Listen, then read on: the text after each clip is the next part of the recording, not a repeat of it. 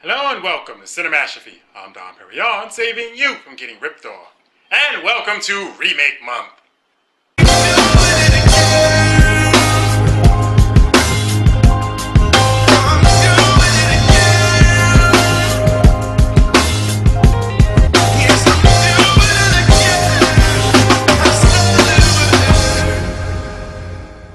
Yes, this August I felt it was time to address the bleeding pus-infested shitholes known as remakes. Now don't get me wrong, there are some remakes that aren't bad. However, there are so few of them that you barely know they exist, let alone know that they are remakes. Which is why we will probably be featuring none of those this month. Now, for you older demographics, I feel the need to explain what a remake is as opposed to a reboot or an adaptation. This one's for you, Dad. A remake is a film that is just what the name implies, remade. It has the same characters, it's the same story, with slightly different changes here and there. A good example of this is the RoboCop remake. A reboot is when they pretty much start over from scratch. You'll have the same important characters and basic plot points, but a completely different story, a la the Spider-Man series and the Amazing Spider-Man series.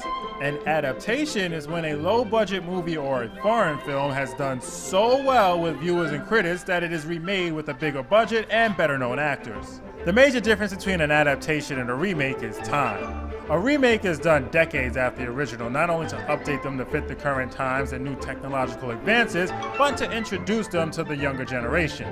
That and the younger generation doesn't bother reading anymore, so the movie studios know they can charge $10 or more for something that the younger generation could buy on Amazon for $2.99. Plus, they've run out of ideas.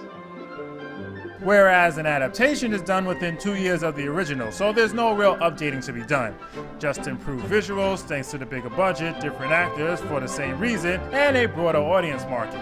Desperado and Let Me In are examples of adaptations. And now that you know the difference, let's kick off this month with the 2001 remake of Planet of the Apes.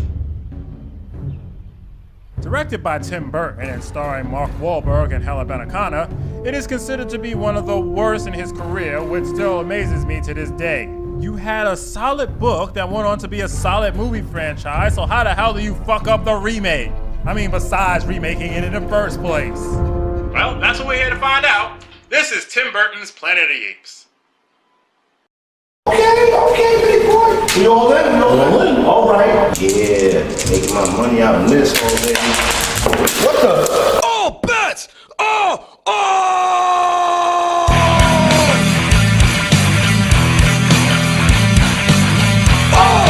That's wrong! That's wrong! What the fuck did you think? What the hell I was going to do? Every time I stand in front of you, so you don't have disrespect. How far can you take that bullshit? Now it's time to get this shit on. Oh, that's wrong. Oh, that's wrong. Oh, that's wrong. Oh, that's wrong.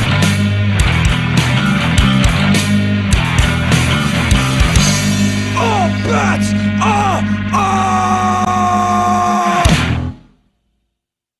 Be like you, I wanna walk like you, talk like you, chew.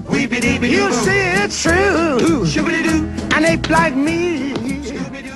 So the movie starts out In the future! where we see the futuristic version of Project X. Throttle forward. That's it. Come up. Up.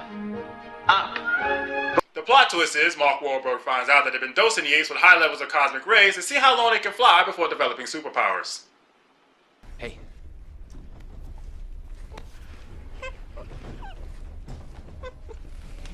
I'm teaching him. No, you're teasing him. They're on a mission to study an electronic storm, and when they find it, Wahlberg wants to go out there. Excuse me, sir. I hope you don't mind my saying, but this is a waste of time. Look, we have standard operating procedures, and I'm well aware of the procedures, sir, but if we go through all of them, it could be gone. no manned flights. We start sending out an ape, then if it's safe, we talk about a pilot, in that order. You know, I don't think it's a good idea to make your hero both stupid and a dick. One bad quality is redeemable.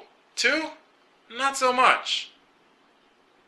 Despite his protest to commit suicide, which might not have been a bad thing, it certainly would have moved the movie along faster, the captain wisely sends a chimp and wouldn't you know it, it disappears.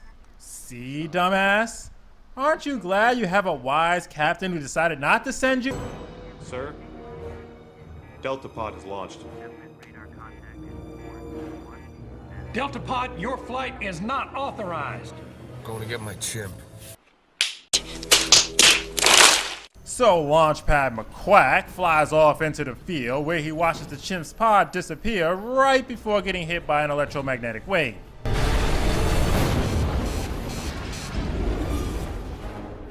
He crash lands on Dagobah, which apparently has lakes made of gasoline, and is unable to communicate with his ship. As he takes in his new surroundings, he notices the trees start to rustle. Maybe he landed in a carnivorous forest. You can always try talking to them. Hello? My name is Elliot Moore. The rustling was being caused by a tribe of humans being hunted by apes, which Wahlberg gets mixed up with. This one looked at me.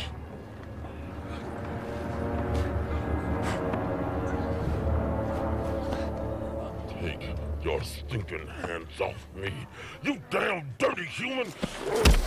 Well, there goes one iconic line ruined for all eternity. Wonder what else this movie's gonna ruin. I mean, besides my calm disposition.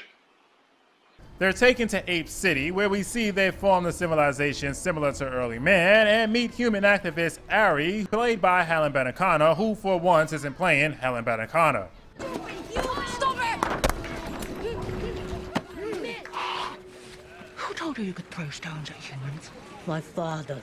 Your dad is a moron! He's a moron! You know what a moron is? That's what your dad is!